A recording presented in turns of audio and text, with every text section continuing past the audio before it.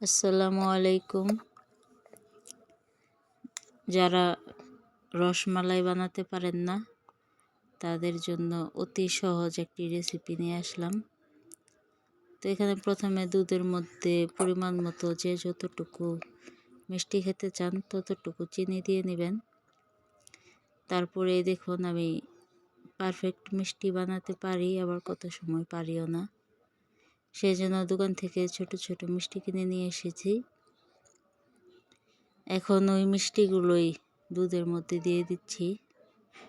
তারপর একদম অল্প আঁচে দুধের পাতিলটিকে বসিয়ে রাখবেন। দেখবেন ধীরে ধীরে দুধ ঘন হয়ে যাচ্ছে আর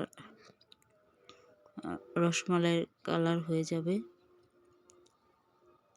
তারপর আপনারা আপনাদের পছন্দ মতো ঘন রেখে নামিয়ে নেবেন।